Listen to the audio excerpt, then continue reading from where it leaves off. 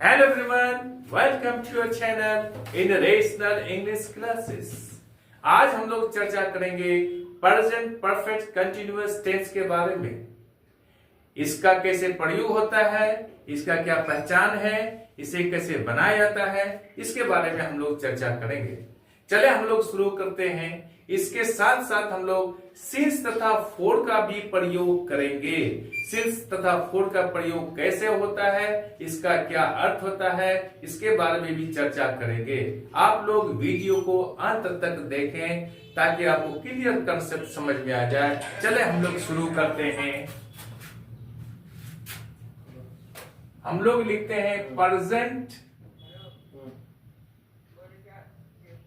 Perfect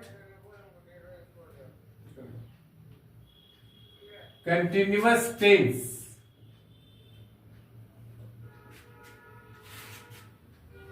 अब प्रश्न ये उठता है कि what is present perfect continuous tense. हम लोग कहेंगे the action which has started before but it is going on in present time continuously is called present perfect continuous tense। Hindi में हम लोग पढ़ते हैं वह काम जो पहले शुरू हो गया हो किंतु वर्तमान काल में अभी तक जारी रहे उसे प्रेजेंट परफेक्ट कंटिन्यूअस टेंस का सेंटेंस कहेंगे। उदाहरण के लिए वह 5 सालों से पढ़ता रहा है। पढ़ने का काम 5 साल पहले शुरू हुआ है लेकिन अभी तक वो पढ़ता रहा है प्रेजेंट टाइम में, इसलिए इसको हम प्रेजेंट परफेक्ट कंटिन्यूअस टेंस का सेंटेंस कहेंगे। That's all। इसका क्या पहचान है? इसका पहचान है जिस हिंदी सेंटेंस के अंत में ता रहा है, ते रहे हैं, ती रही है हो, उसे हम प्रेजेंट परफेक्ट कंटिन्यूअस टेंस का सेंटेंस कहेंगे।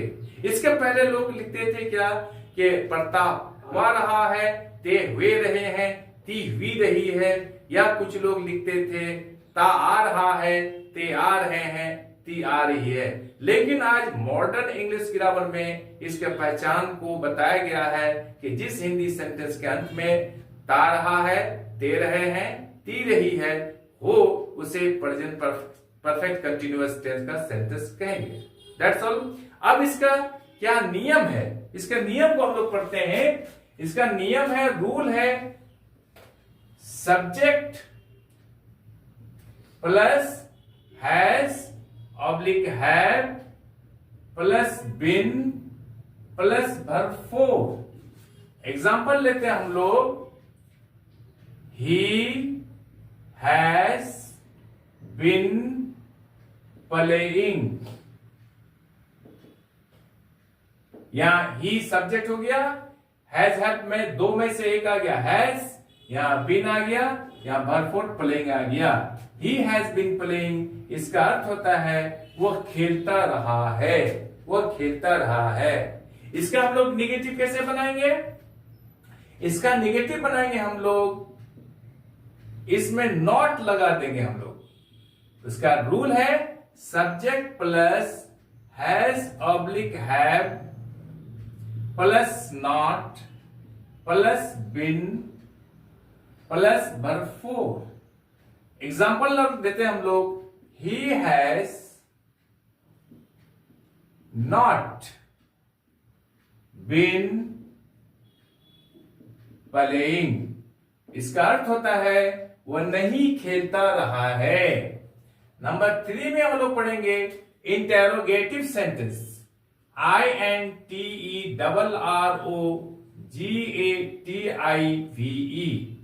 इंट्रोगेटिव। इसका इंट्रोगेटिव किसे कहते हैं? जिस सेंटेंस से प्रश्न पूछा जाए, क्वेश्चन किया जाए, उसे हम इंटरोगेटिव सेंटेंस कहते हैं। प्रेजेंट परफेक्ट कंटिन्यूअस टेंस में कैसे इंटरोगेटिव सेंटेंस बनाएंगे? इसका नियम है, पहले हैज या हैव को रखेंगे, plus subject plus been plus verb four, अंत में हम लोग प्रश्नवाचक चिन्ह का प्रयोग करेंगे। एग्जाम्पल लेंगे हम लोग, हैज ही बिन प्लेइंग, क्या हुआ? खेलता रहा है। हैज ही बीन प्लेइंग, क्या वह खेलता रहा है? इसी का हम लोग इंट्रोगेटिव का नेगेटिव बनाएंगे हम लोग, INTERROGATIVE,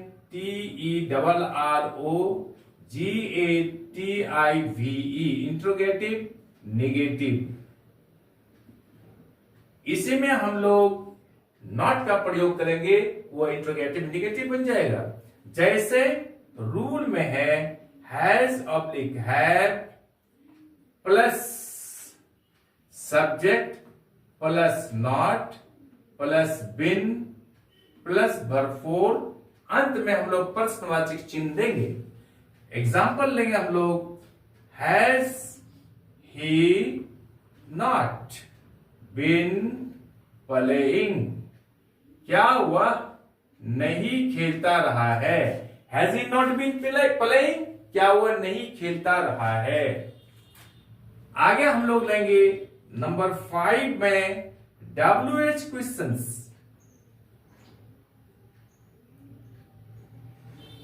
WH क्वेश्चंस उसे कहते हैं जब कोई प्रश्न WH के द्वारा किया जाए, अर्थात व्हाट, व्हेन, वेयर, व्हाई इत्यादि के द्वारा किया जाए, उसे हम WH क्वेश्चंस कहते हैं। इसका रूल है WH plus has oblique have plus subject plus been plus verb four, अंत में प्रश्नवाचक चिन्ह देंगे। एग्जाम्पल हम लोग लेते हैं, where have you been going. WH में वेयर आ गया, हैज हैव इसमें से एक हैव आ गया, सब्जेक्ट में यू आ गया, बीन यहां पर आ गया, वर्ब फोर गोइंग आ गया। Where have you been going, आप कहां जाते रहे हैं। That's all. अब हम लोग यहां पर पढ़ेंगे सिंस तथा फोर का प्रयोग कब प्रेजेंट परफेक्ट कंटिन्यूअस में, प्रेजेंट परफेक्ट कंटिन्यूअस टेंस में किया जाता है। चले हम लोग पढ़ लेते हैं। सिंस ऑब्लिक फोर जब प्रीपोजिशन के रूप में किया जाता है कि इसका अर्थ होता है से। सिंस का प्रयोग point of time,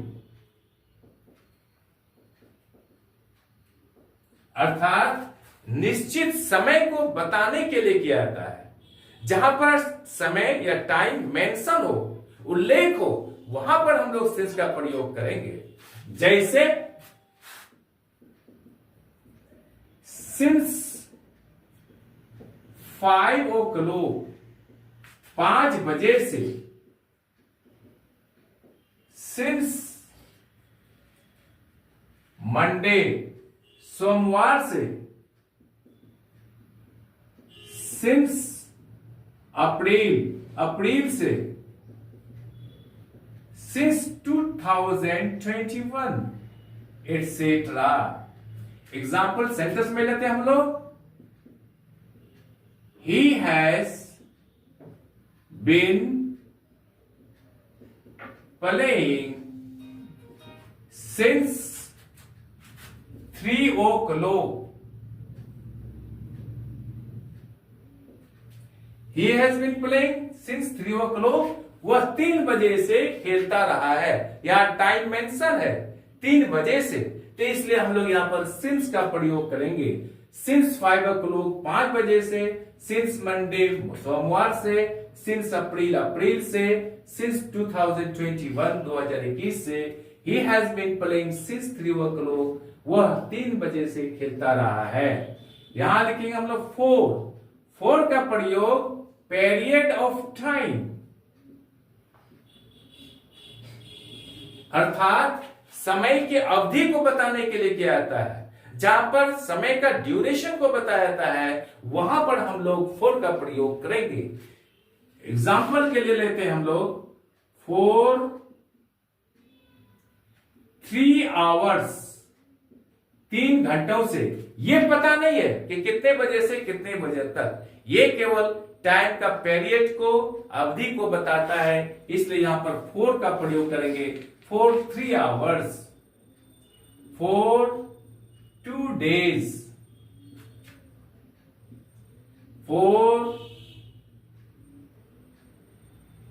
3 months, 6 years etcetera. Example लेते हैं हम लोग, he has been playing for 2 hours। He has been playing for 2 hours। वो 2 घंटों से खेलता रहा है। अब कितने बजे से कितने बजे खेलता रहा है, ये समय मेंशन नहीं है, समय का उल्लेख नहीं है, इसलिए यहां पर क्या करेंगे हम लोग, फॉर का प्रयोग करेंगे। That's all। आज हम लोग यहीं तक रखते हैं। आगे फिर हम लोग सिंस का प्रयोग पढ़ेंगे, फॉर का प्रयोग पढ़ेंगे। सिंस का कई अर्थ होता है। सिंस का प्रयोग होता है एडवर्ब के रूप में, सिंस का प्रयोग कंजंक्शन के रूप में होता है, फॉर का प्रयोग प्रीपोजिशन रूप में कई अर्थों में होता है। सिंस का प्रयोग कभी के वास्ते होता है, के लिए होता है, के कारण से होता है, के बदले में होता है, की ओर से होता है, इत्यादि हम लोग आगे वाले वीडियो में पढ़ेंगे। That's all. आज हम लोग यहीं तक रखते हैं। आई एम श्योर कि ये वीडियो आपको अच्छी लगी होगी। आप चैनल को लाइक और सब्सक्राइब कर दें और बगल वाले बेल आइकन को दबा दें, जिससे कि हर आने वाला वीडियोस का नोटिफिकेशन आपको मिलता रहे। आप लोग स्वस्थ रहें, मुस्कुराते रहें, पढ़ते रहें, आगे बढ़ते रहें। बाय।